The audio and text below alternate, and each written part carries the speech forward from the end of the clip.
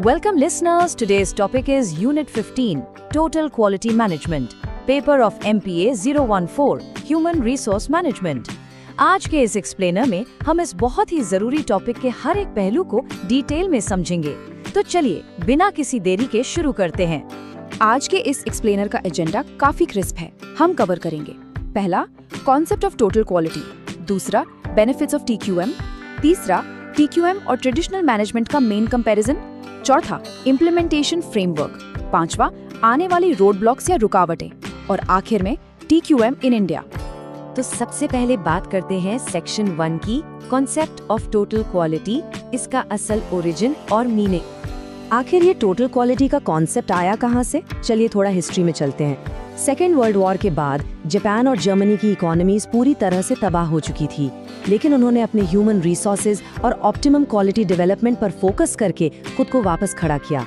1950s आते आते doctor Edwards Deming और JM ज्यूरान ने जापान में टोटल क्वालिटी मैनेजमेंट के कॉन्सेप्ट्स इंट्रोड्यूस किए।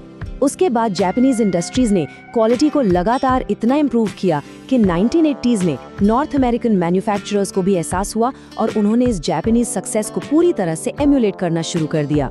टोटल क्वालिटी को समझने के लिए एक बहुत ही सिंपल सा फॉर्मूला है, Q = P / E।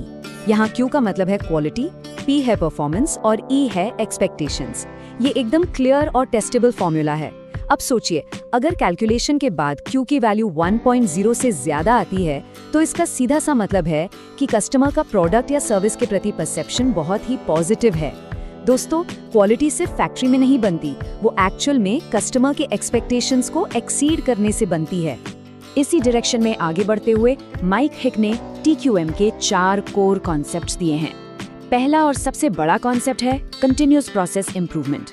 ध्यान देने वाली बात यह है कि ये हमेशा टॉप मैनेजमेंट से डायरेक्ट होता है, लेकिन इसका एक्चुअल इम्प्लीमेंटेशन एकदम बॉटम लेवल से होता है। दूसरा है कस्टमर फोकस। तीसरा, सिर्फ डिफेक्ट्स ठीक नहीं करना बल्कि डिफेक्ट प्रिवेंशन पर ध्यान देना।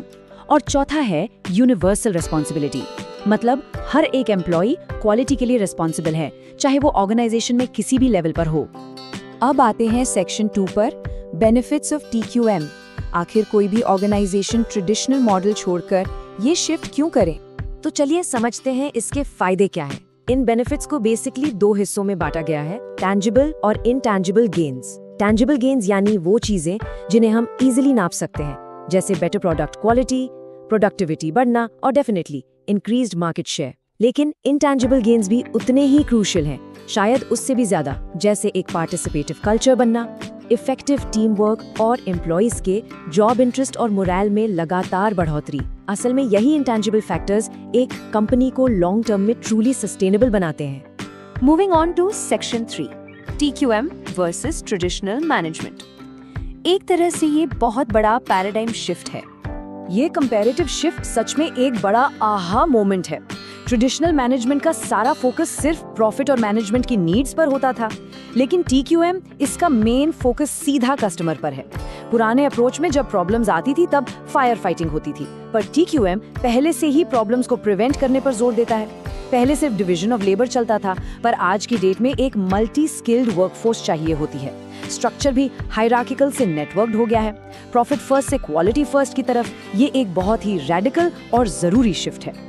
अब बढ़ते हैं सेक्शन 4 की तरफ, framework for implementing TQM। Theory तो हमने काफी समझ ली, पर एक ऑर्गेनाइजेशन इसे ग्राउंड लेवल पर एग्जीक्यूट कैसे करती है? शुरुआत हमेशा इन अर्ली इम्प्लीमेंटेशन फेजेस से होती है। पहला कदम है टॉप मैनेजमेंट की कमिटमेंट और लॉन्ग टर्म ऑब्जेक्टिव्स को आइडेंटिफाई करना। दूसरा, ऑर्गेनाइजेशन के पास अवेलेबल रिसोर्सेज को क्लियरली समझना। तीसरा, उस टॉप मैनेजमेंट की कमिटमेंट को स्पेसिफिक पॉलिसीज के जरिए साफ तौर पर इस्टेब्लिश करना। और चौथा स्टेप है पूरी कंपनी में एक पार्टिसिपेटिव वर्क एनवायरनमेंट और अवेयरनेस क्रिएट करना। याद रखिए, इन अर्ली प्लानिंग स्टेजेस के बिना एक सक्सेसफुल रोल आउट बिल्कुल नामुमकिन है। इम्प्लीमेंटेशन के इस फ्रेमवर्क का स्टेप 8 देखिए। यहाँ मेन फोकस है identify and allocate resources, executive plans और बिल्ड मोमेंटम फॉर चेंज। सही रिसोर्सेज को एलोकेट करना और ग्राउंड पर प्लान एग्जीक्यूट करने के लिए एक स्ट्रॉन्ग मोमेंटम बिल्ड करना एक्चुअल रियल चेंज लाने के लिए सबसे ज्यादा जरूरी हिस्सा होता है। उसके बाद आता है स्टेप 9, इम्प्लीमेंट एंड मॉनिटर। देखिए, सिर्फ इम्प्लीमेंटेशन प्लान लॉन्च करने के बाद काम खत्म नहीं होता। असल मेहनत तो यहाँ से शुरू होती है। प्लान को एक्टिवली इम्प्लीमेंट करना और कंटिन्यूअसली मॉनिटर करते रहना, यही किसी भी सक्सेसफुल TQM प्रोसेस का बेडरॉक है। फिर हम आते हैं स्टेप 10 पर, जो कहता है major benefits in terms of increased customer satisfaction. यहाँ सबसे क्रूशियल टेकअवे ये है कि TQM ऑन पेपर कितना भी अच्छा क्यों ना साउंड करे, उसकी फाइनल सक्सेस सिर्फ एक ही सिंगल मैट्रिक पर नापी जाती है, और वो है कस्टमर सेटिस्फैक्शन। अगर वो सेटिस्फैक्शन ग्राफ ऊपर नहीं जा रहा तो डेफिनेटली प्रोसेसेस में कहीं ना कहीं बड़ा फॉल्ट है। और ये लंबा फ्रेमवर्क सीक्वेंस आकर कंप्लीट होता है आखिरी स्टेप 11 पर, रिव्यू एंड रिवॉर्ड।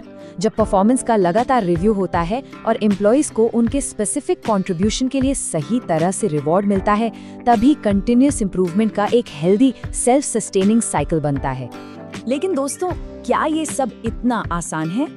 सेक्शन 5 में हम रियलिटी चेक लेंगे और बात करेंगे रोड ब्लॉक्स टू इम्प्लीमेंटेशन की। ये परफेक्ट सिस्टम थ्योरेटिकली सुनने में तो बहुत अच्छा लगता है, पर एक रियल बिजनेस एनवायरनमेंट में प्रैक्टिकल रुकावटें काफी आती हैं। एक क्लियर फॉर्मल स्ट्रैटेजी का ना होना या फिर अच्छे काम पर एम्प्लॉयज के लिए किसी भी इंसेंटिव का ना होना, ये सबसे बड़ी रुकावटें हैं। इसके अलावा पुअर कम्युनिकेशन, बहुत ही narrowly based training, incompetent leadership और लोगों का इस TQM कॉन्सेप्ट को ठीक से ना समझ पाना भी मेजर हर्डल्स हैं।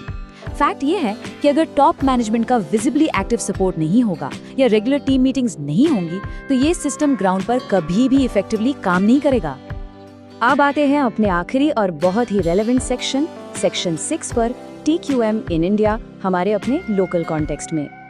अब इस ग्लोबल बिजनेस कॉन्सेप्ट को एक कंप्लीटली इंडियन लेंस से देखते हैं। स्क्रीन पर दी गई कोट ध्यान से पढ़िए, जहां कहा गया है sustainable development can be defined as the management of losses and gains resulting from the degradation of environmental factors.